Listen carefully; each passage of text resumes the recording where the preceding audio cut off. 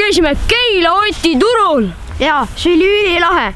Seal müüdi sinki ja muna, kala ja liha, verivorsti ja kõige parem jogurtit. Piparkoogid ka muidugi. Piparkoogid oli hea. Aga noh, mis me siin ikka loobisime, parem vaadake ise. Saue Ott sai alguse tänu sellele, et Keilas oli käivitunud juba Ott otsetootjalt tarbijale kaubakohtumine 2. juunist sellel aastal. Ja siis ma nägin Saue Facebooki grupis Ilse Metsamaa kirjutist ja ta suunas kõik Keila Otti. Meil oli selle üle muidugi väga hea meel, aga kui ma Ilsega rääkisin, siis ta ütles, et väga tore oleks, kui Sauele tuleks samasugune kaubakohtumine. Keila Otis müüme jah, Keila ümbruse mett, Keila mesinikud. Sauekad on esimesest kaubakohtumisest väga hästi vastu võtnud. Nii Saue rahvas, väga hästi on vastu võtnud Saue linnavalitsus, kellele suured tänud selle eest, et meid reklaamite ja Saue elanikud lihtsalt teavad, kuhu tulla ja millal tulla.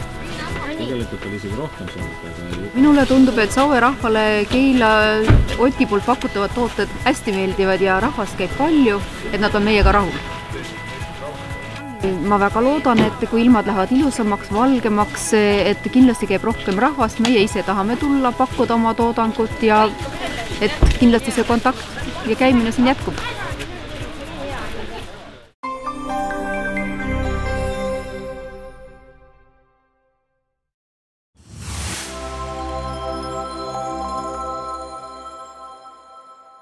Me käisime ka uisuväljakut vaatamas.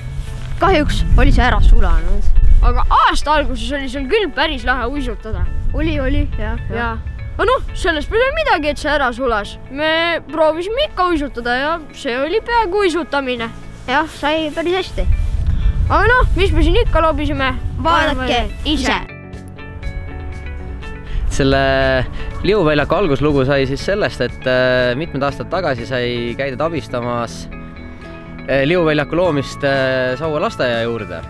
Ja peale seda on iga aasta olnud nagu tegelikult see mõte, et teha see uuesti. Esialgu sai nii-öelda käidud platsi otsimas, kuna Saue linnas ei ole seda platsi nii lihtne nagu leida, et mis oleks kõigile sobilik, et kus saaksid nagu ühelt poolt linna inimesed tulla ja teiselt poolt nagu, et siukest kuldsed keskmed. Ja lõpuks saigi leitud siia, et Kuuse kõrval on täitsa plats olemas. Et esimene õhtu küll oli enda siuke paras hirm, et ei saa nagu nii hea, kui see võiks, aga sai isegi parem, kui ma arvasin. Et kus oli ikka võimalik siis uisutada, kellel niisama liugu lasta. Et järgmisel aastal on kindlasti plaan sama, aga see kõik nüüd oleneb ilmast, et ootan nii-öelda paremat ilma, et tuleks seda lund ja tuleks seda külma, nagu, et saaks selle algus ära teha ja saaks proovida teha uue ja veel parema liuväljaku.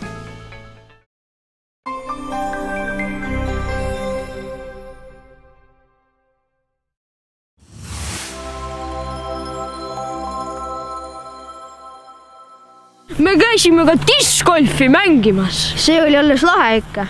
Seal oli üle 10 korvi, kuhu me saime neid kettaid visata. No sa ei saanud ühtegi sisse, jah? No sa ei saanud ise rohkemgi. No ega jõuluvana rohkem. Tema ei tea, mis asi siis discgolf ongi üldse. Ta on mingi vanakooli mees. Vanakooli mees. Me oleme sportlikud. Ja, me oleme jõumööda. Aga mis me ikka räägime? Mingi vaadake ise. Suuresti on see rada siis tekkinud tänu sellele, et siin on hästi suur kogukonna koostöö, et need tuhanded tunnid, mis siin 10 ja kuni 20-30 inimest on siin, kes on osalenud nendel talgudel ja asjadel siin, et ja noh, see temast kõige suurem pluss ongi, et teda on nagu hingega kõik ise teinud ja ise hoolitsete eest ja ise käime ka mängimas, et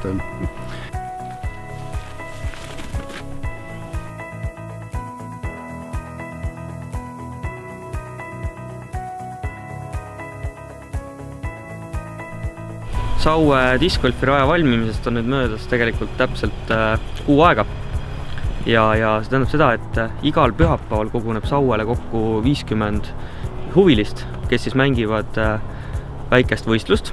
Saue 12-korviline rada pakub siis kõikidele mängijatele võimalust võrdselt, et rajad on lühikesed, kuid alati väga ideaalselt hooldatud.